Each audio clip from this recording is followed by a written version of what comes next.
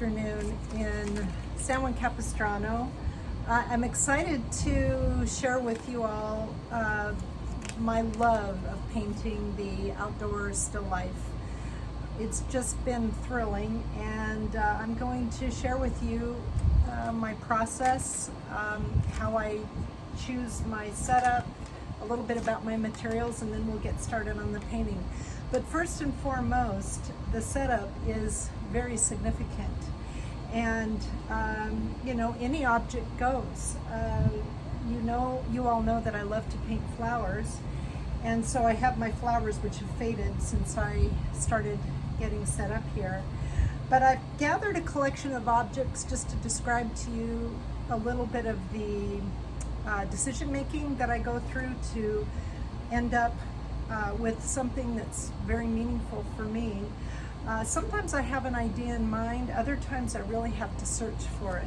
And this is by no means is my final setup, but it'll give you an idea of how important it is to think about, you know, what you want to say. And of course, it's very full of, it's fraught with anxiety because, you know, the light's changing and what do I want to say, and I'm not finding it yet. But it is worth taking the time to find a mood and a setup that works for you. And if you just want to make color notes, that's a different experience, and that's so important. But if you also want to tell a story, you really need to think about composition and harmony and mood, and that's what I'm doing here with these objects. And I'm going to show you a little bit of the decision making that I might go through for that. First of all, when I picked these clear objects, I wanted to make sure that each one of them were different in circumference, in overall shape. So I chose 4 different clear objects. When I was choosing this, I thought about the fact that this has a warmer glaze, this has a cooler glaze. I thought about, you know, the drape of the cloth. You know, this is lighter, obviously cooler, this is warmer. The background here can be anything. The space can be shallow. I'm thinking of midground, foreground, background. I'm thinking of color harmony, and that if this is by itself, it helps moving the color around to have another red object and maybe even a red rose.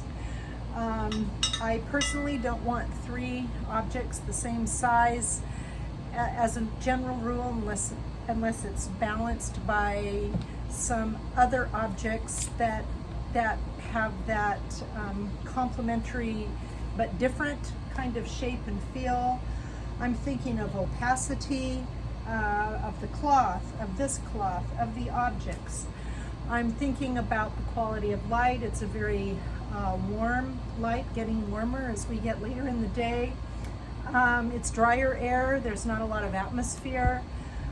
If I want to paint something blue, ideally I do it in a cool light at high noon, because then I'm really going to have the experience of blue. Sunlight tends to wash out the experience of blue, and that's a whole other topic. But I'm thinking about all of these things relative to what is most meaningful to me. And it takes some time, but it's really worth doing. And I'm also thinking about the trajectory of the sun across the sky. And as you get used to painting in a certain place, you'll understand how those shadow patterns will change. But that's no different than any other plein air experience that you might do as you're thinking about where the sun's going and how the shadows, you know, might change as the day progresses. So those are some ideas that, well, that'll give you an idea of what my thoughts are when it comes to doing a setup. And there's a lot of arranging and adding and mostly subtracting when it comes to the final decision.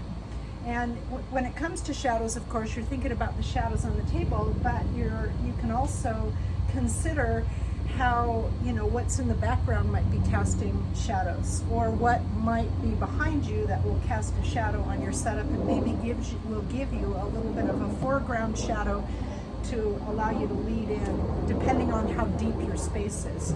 So that's the idea with the setup. It's all part and parcel of the creative process, and the thing that's super gratifying is it's very personal to you and what you're saying. And once you get some of those ideas rolling, then the painting honestly is about half done. So that's part one, and next we'll talk about materials.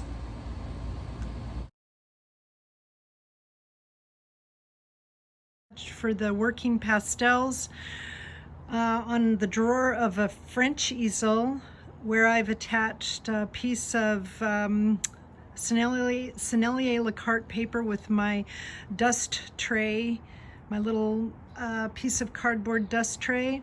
I've got my best Brella here, and you can also see that I have the all-important composition finder and a sketchbook and pencil for my thumbnail, and paper that I sometimes use, the Richardson board or the Colorfix plein air board, but most often I use the Sennelier Lacarte taped to a piece of foam board.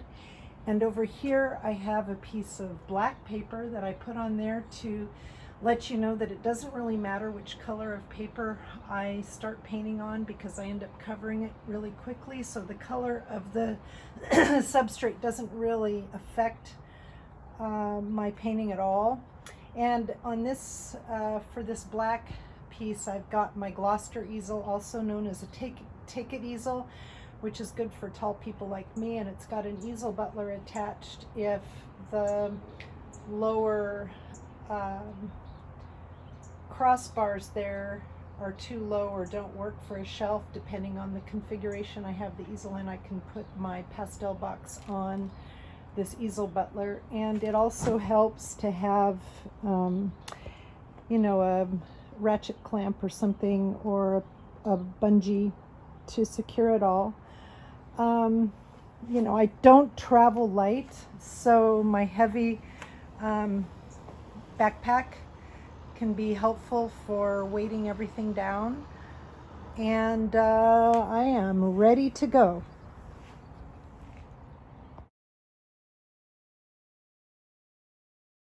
Totally different, because when I went to do a final arrangement, the roses moved and something slipped down, and I decided to change the vase. So I think I'm about ready to get started, but this is a very long process, and it's very unusual when still lifes sort of arrange themselves. You know, I don't like to have things look overly contrived,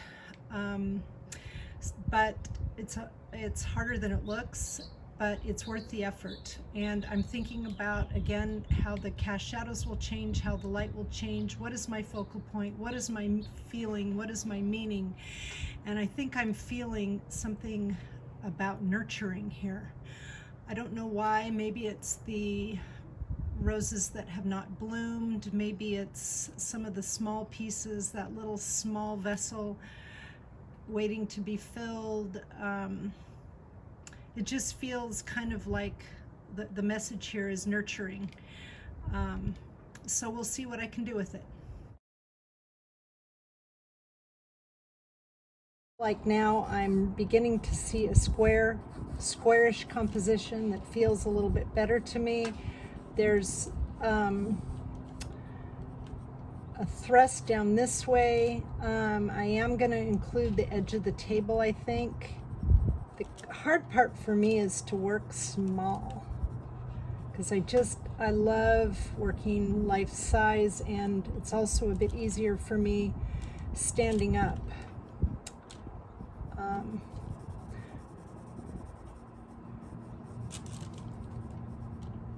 Stem is here.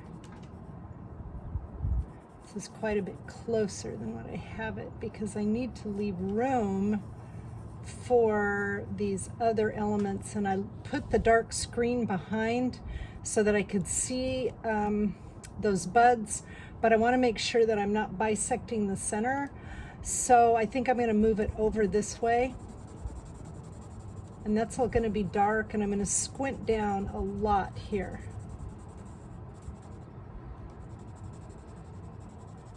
I'm once again feeling my way along. Mostly this is all dark up here, and I'm going to put a few little light spots. This is dark over here. This is the edge of the vase. That's light, but this is super dark. There's a cast shadow this way.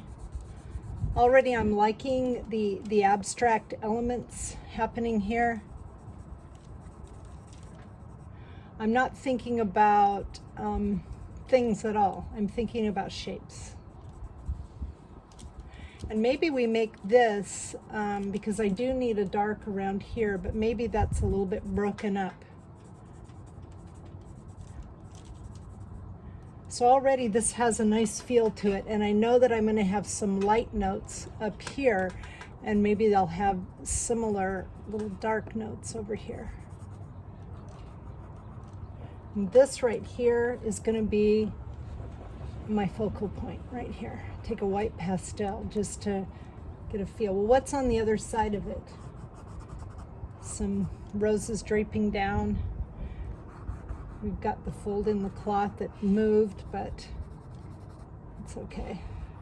And I've got this little vessel out here in the front. The rose in there has faded down. I'm not sure if that really adds anything. It almost feels a little bit distracting, so I think I'm going to take it out. And I'll take another photo. But anyway, there we go. So I've got a nice thumbnail going, and it feels better to me than the other one.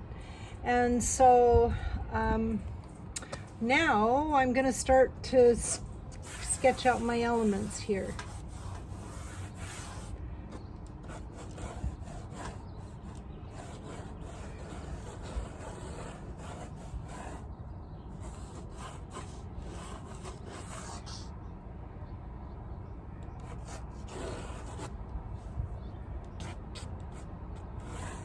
Trying to keep in mind that, again, I'm not sketching things so much as I'm just kind of getting a sense of the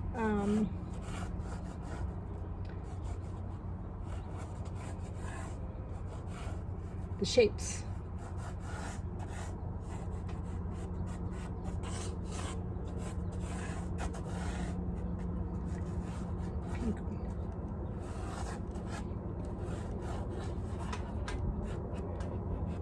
Boy, lots of fading of flowers going on here. I do like this pattern of leaves.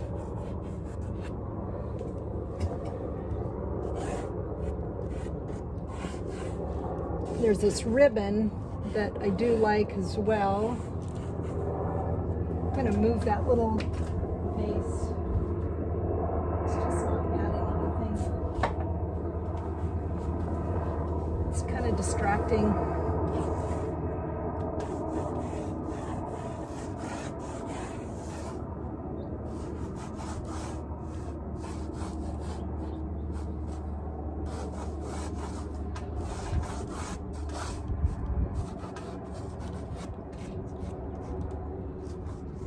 Got the little buds over here. I'm going to move this dark background over.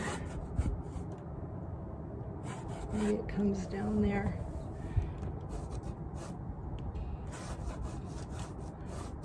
I keep in mind that I'm not doing, a specific portrait of each rose. I'm giving my impression. I don't want the back of this table to be bisecting the center, so I think I'm gonna kind of do something like this.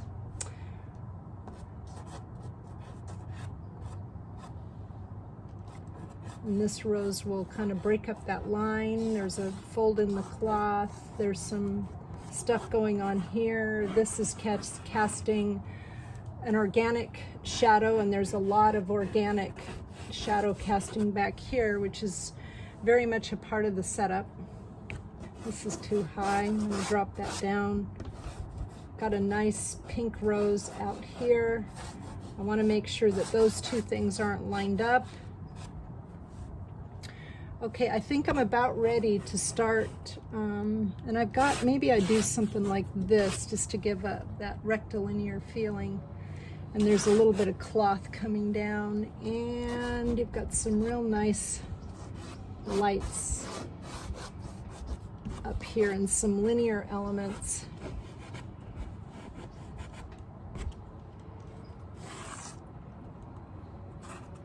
Maybe I won't have the, no, I don't think I think I'll just, the cloth draping down over the edge is going to create too much. So away we go with this.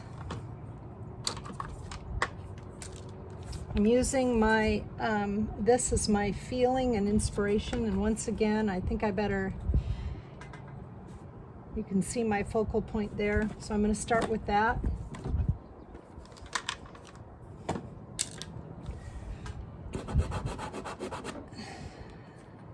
And I'm not going to spend a lot of time in each, as I work here. I'm going to try to block in the whole thing, which is why I don't care about what kind of surface I use. I just want to get this surface covered.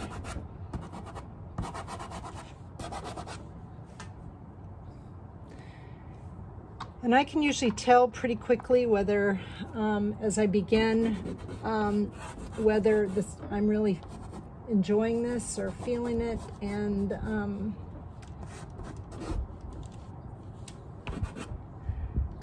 if not, I start again. I've got these nice kind of as the rose transitions out of the sun, there's a cool transition, and I'm going to just get a sense of that right now and move that around. There's some up here, and there's some down here. Where else do I see that color? There's maybe a little bit over here.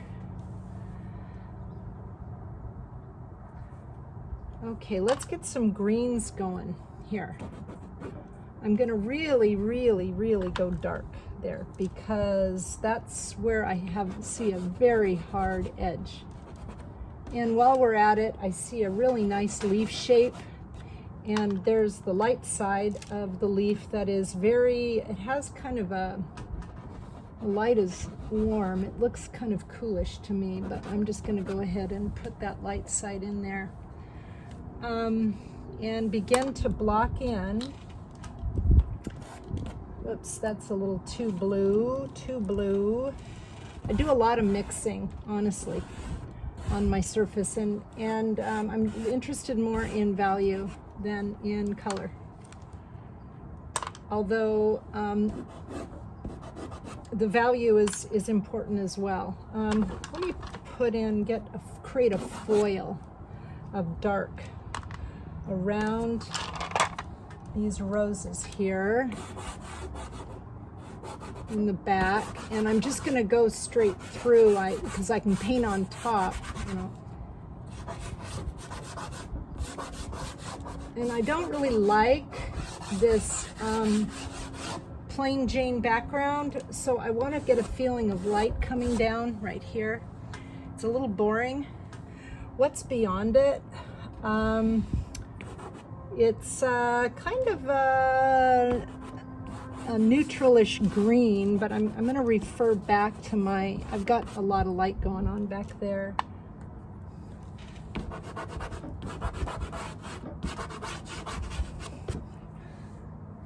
That same thing is happening here. It's mostly dark. I really want to push this vase in the back really toward the back. I don't want it to stand out as something that dominates.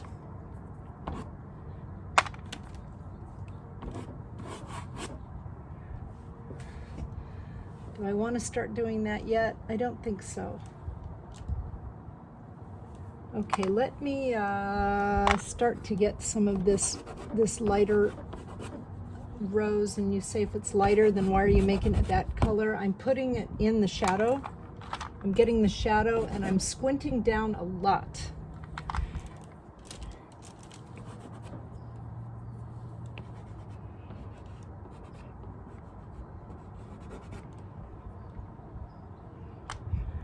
And thinking only in terms of shape. This looks very messy at this stage, and that's totally fine. And as I put the warmth in there for the flowers there, I'm also thinking of complements. So I'm gonna just put just a bit of violet. There's some roses back here. They're a little bit warmer than I have them. I'm gonna put a hard pastel I can really dial in there. I'll put some over here. Let me get some greens. It's helpful to work quickly and intuitively at this stage. And we're so lucky that pastel is opaque.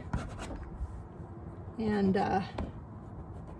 you know, I'm not doing an exact replica of what I'm seeing here. I'm conveying my feeling about it. And sometimes I manage to grab just the right color at the right time. Not always. Usually I have to do the hunt and peck method here.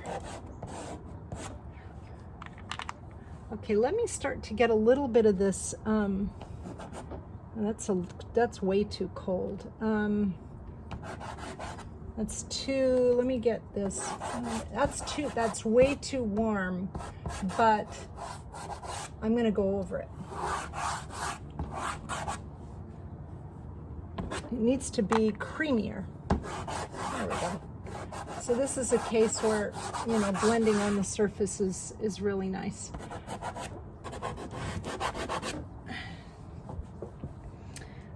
I see a bit of that light here. That's too cold. Let me warm it up. There we go. Nice warm light. Where else do I see that? Some of it up here. A lot up here. I'm starting to build kind of a critical mass of pastel, and I'm going to have to brush some of that off. Ooh, that's loud, but that's okay. I'm working intuitively. Better to work intuitively and with and really just get the feeling that you're hoping for here. Now that shadow is a bit too purple for my taste. I don't like shadows that are too purple, but I've got it in my hand and I just want to go with it for the moment. And there's a little bit of this going on. Okay, well I also want to move that around, and what do you know, these little blue flowers up here allow me to kind of move that around. Okay, now comes, you know, I've got this where this thing comes down in the back, this trifold wall. I want to break that up, and luckily I've got the vase handle to do it, but I also want to put a little mark. I just don't want that to stand out. I want this to be my focal point, and I'm constantly referencing back to that.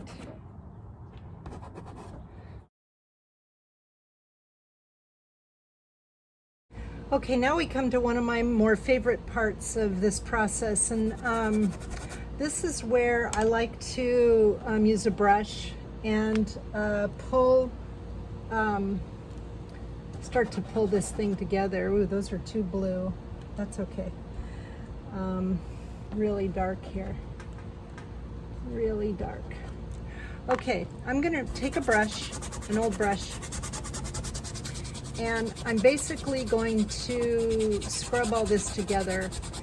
And I love this stage because it feels, I love watercolor, it feels like a watercolor painting. And it allows me to unify the shadow shapes. It also takes the thrust out of the saturation out of the pigment, so that I know it's not going to be too strong. It also, you know, gives me kind of a new surface to work on. And you'll ask yourself, you know, what happened to the roses on this side where the brush is right now? I'll get those in.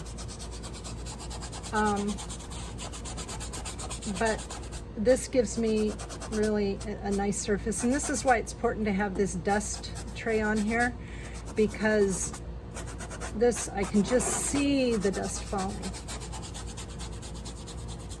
And my only concern at this point compositionally is this thrusting right off. But I do have this ribbon that comes over here, and I can even pull it a little farther, and it'll bisect the shadow and give me, in fact, I might curl it around like this, just to give me some nice movement. There's a water line back here. Anyway, I'm really kind of loving the feeling that I'm getting with this, and it's time to keep refining. And so let's start with putting in some of these rose shapes here. And again, I'm not doing a portrait of the roses themselves. Scrub off a little bit more of this. Quite a lot of pigment on there.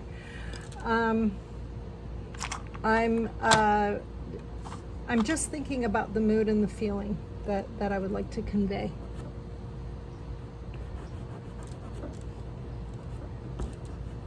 Light side of the rose. The dark side can kind of get lost in the shadow. Here's the light side coming out a little bit, not much. There's a lot of dark over there. There's a, let's see, a little rose here, but that's in the shadow. Let's see here. That is, let's just, no, that's not right. Let's try this one. It's a little too purple. There we go. And then there's a really, really pink rose right here, kind of near it. Okay, where else can I use that? It's on the shadow side of this one. It's a little bit over here. Let's see, there's some right over here. There's a little rose shape right here. Okay, now this is where the fun begins. Let's see, before I continue, I'm going to go ahead and kind of get a sense of that rose there. I'm going to get a sense of this one here. There's quite a bit of warm, as in you know, when in doubt, make it warm. Took a Dan Gerhardt's workshop, and he really emphasized that. That same color is back here. Oops, it's a little light. Hunt and peck, hunt and peck. Oh, that's kind of nice. Let's put some of that up here. Some of that down here. There's actually some violets, and that gives me a nice complement here. Let's see. Sometimes I set a stick down and then I can't find it again. Okay, there we go. And then there's a bit of a rose up here, which honestly I do find kind of distracting. I might take that out.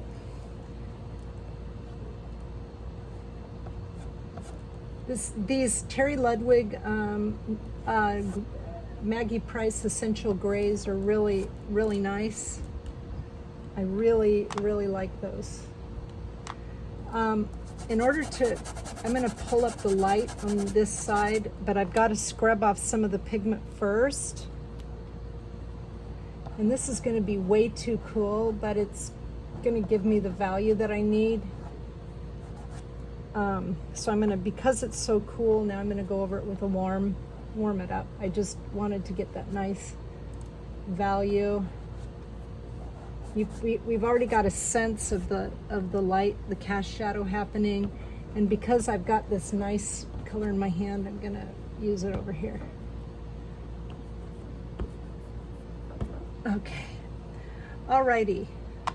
This is feeling kind of messy to me. I just kind of scrubbed it in, but I don't want it to distract me. Okay, now it's time to begin with our focal point. Back to the focal point. Whoops, not quite yet. Let me get, I like the fold in the cloth. It kind of comes up over here, gives a little bit of interest. And there's actually underneath that, ribbon is a cast shadow. There's also cast shadow here. A little bit of a cast shadow here. As the light shines through the fold, you can see some of that warmth coming through right here and right here.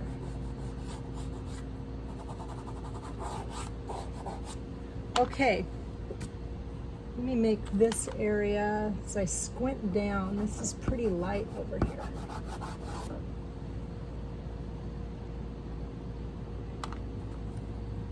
And because the top of this rose is facing the sky, it's going to be a little pinker. A little pinker, let's make it a little pinker. More pink, pinker. Let me exaggerate it for effect.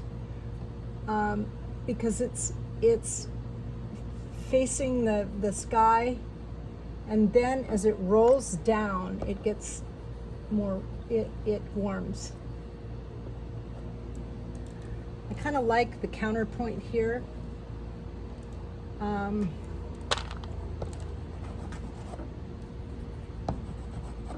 Okay, so continuing on, how do you make a dark yellow?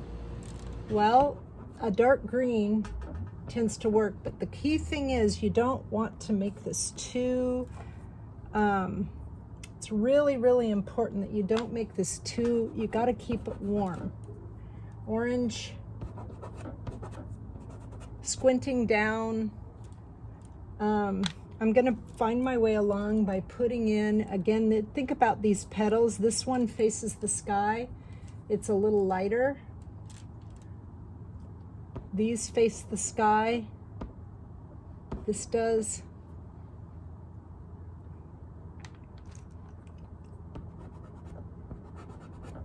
Those are a little warmer. I'm really, really, really focusing on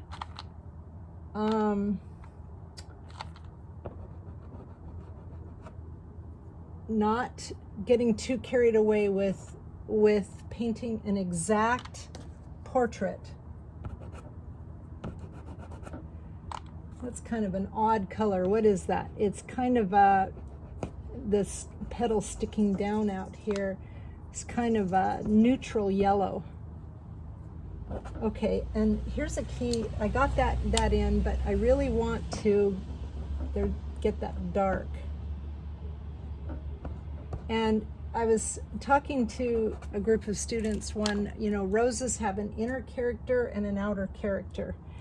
And, everything does, really. But it's really important to pay attention. There's a shadow in there, but it's and it's deceptive because you don't want to make it too cool. So I feel like I really need to warm that up a little bit. But there is quite a lot of blue in it, so I'm just going to put a little bit of warm, and then as it transitions, it's a little bit cool. What's happening over here? This As it comes out, it catches a little bit more light. Squinting down, squinting, not too much. And my eyes tell me, whoops, that's a little too dark. My eyes tell me there's a little bit of green here, and there's some green right here. Trust what your eyes are telling you. My dirty finger made that a little dirtier than I wanted. So now in the center of this, I really want to keep it super warm. And keep the saturation and richness as it comes out. So it's a lot of back and forth. Okay. Over here, this is the beauty to me of plein air painting, because, you know, it can, the color can just get so washed out. It's really quite blue right here. That's a little too dark.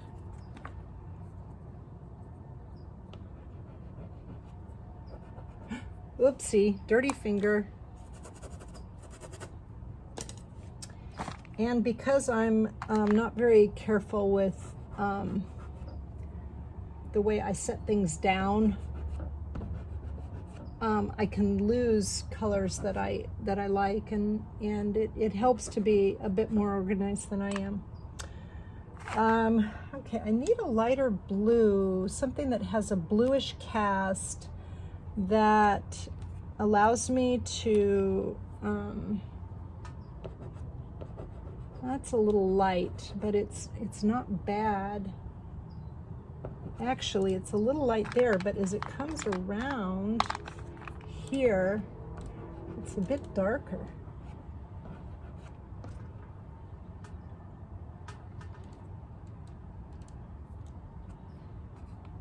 Actually, that's kind of nice. And then down here, for effect, there's a dark, nice warm toward the center of the rose, coming out into the more cooler.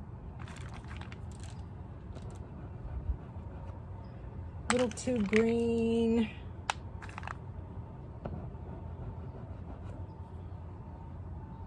Back and forth. That needs to be quite a bit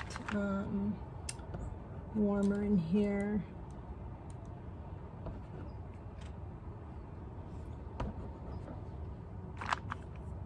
Pretty dark right in here. Dark orange. And in the center, it's tempting to open your eyes and say, oh, you know, that needs to be, that's a petal in there. Really resist that. A hard pastel where you're not imparting as much pigment to the surface helps. It's coming out here. This is out here. Again, I'm just squinting and squinting and squinting and squinting and trying to see the overall form. Starting to take shape. Where are the dark areas of that rose? Where are the light areas? Whoops, that's too dark. That's too green.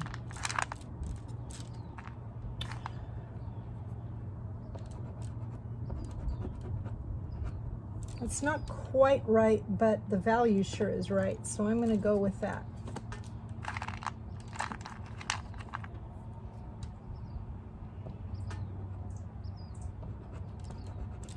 I do kind of like the green, and I really see quite a lot of that green right here. There we go. Now, let's go back to striking the light again. Too cool. Too cool. Try not to, it's tempting to, when you get started on this, okay, I'm going to outline. Try just to put in only the part you see, and to me, I need to break that line up a little bit. And think poetry. Boy, on this side, it's super light.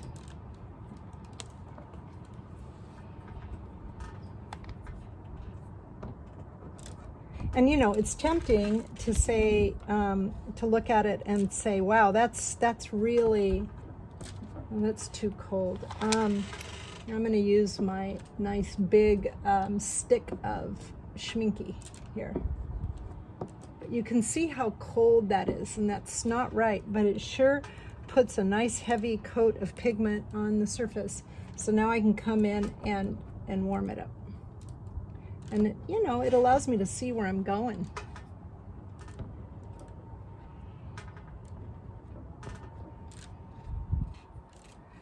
You know, these back here, there's some cast shadows back here.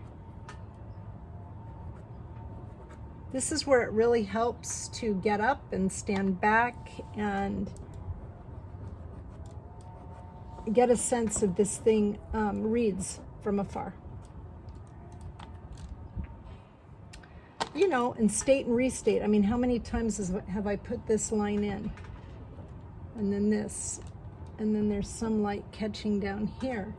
And then it's going across like this.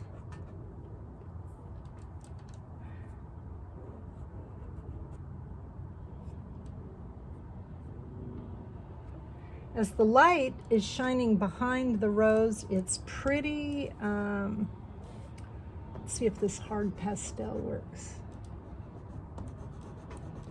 Almost works, this hard pastel almost works a little bit like a blending tool.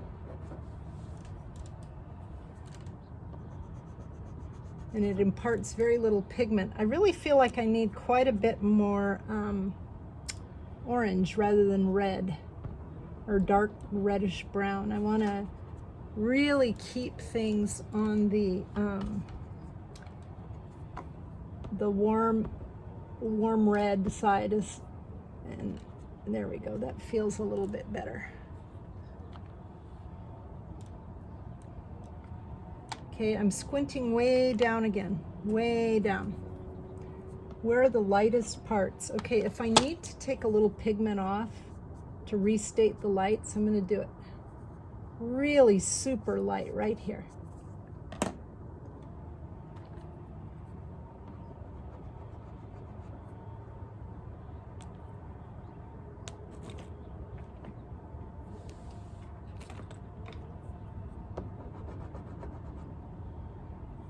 Super light.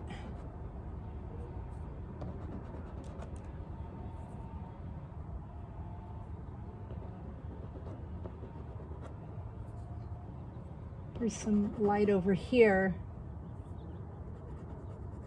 Oops, dirty finger again. That's okay. That adds a little bit of something.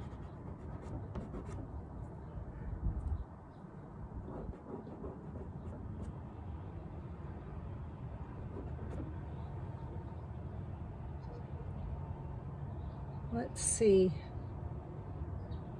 If I get to a point where I'm just not sure where to go next, and I think, gosh, you know, what do I do next? I think it's a good time to kind of move on.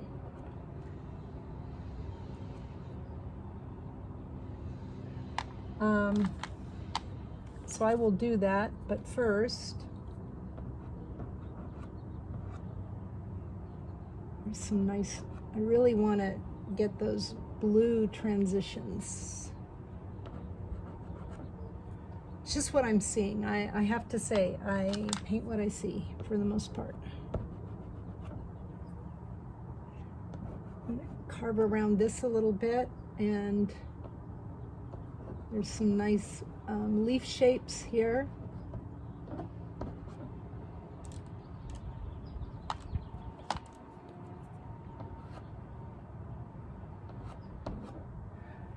I lost that leaf that I was working on earlier. So I'm gonna put that back in.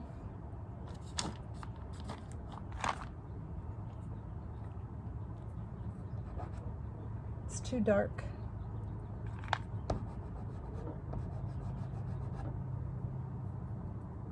Lots of leaf shapes and leaf stuff going on here. And I see the rose behind it. It sure is warm, so I'm gonna get that warm in there. And where this leaf, and it faces the sky, so it's super, it's more cool. What else is facing the sky? This is. Some of these are. Okay, now let's go back. I see a lot going on here, and I'm gonna want to decide just at one time how I'm going to,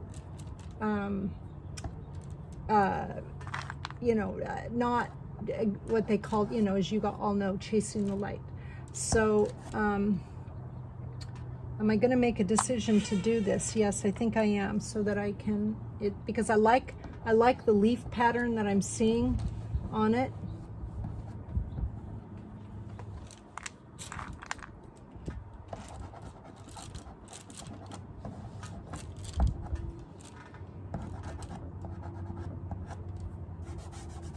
And I'm going to probably pause and take a photo so that you all can see. One thing I am going to read into this, where I'm not really painting what I see, is I want this rose is casting some warms down here. And then behind this, there is some light coming through. And let's see. Ooh, that's too dark. Too dark. Let's see if I've got, sometimes I just don't, I have another box. Oh, here, that works. I need to cool it up, cool it down here, but it's a little warm. That's giving me a nice feeling, and I think this is a, gosh, I'm not sure what it is. I think it might be a Giraud.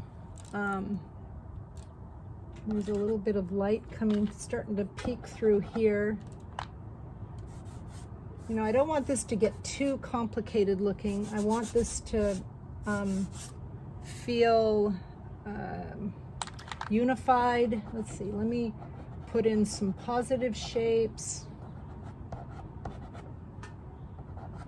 Feeling, I want a feeling of the, and this actually goes quite a ways in here. So I'm going to carve around just like that. It's a little too cool. It should be warmer because it's that, I'm going to warm it up.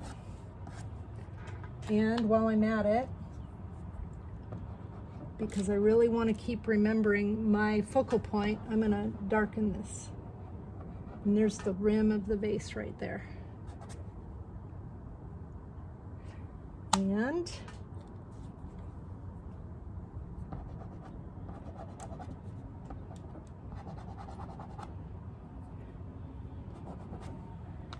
okay,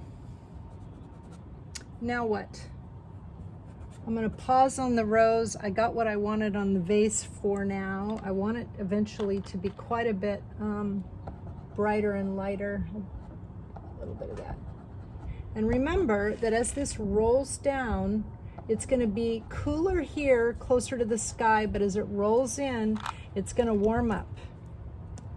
It's not going to be one universal value, or I mean temperature.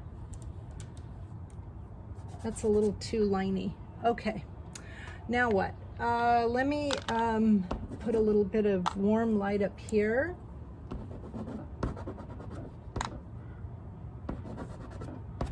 And I'll do there's some light coming through here, and some light here, and some light here. What's happening around it? I want to keep it warm, generally.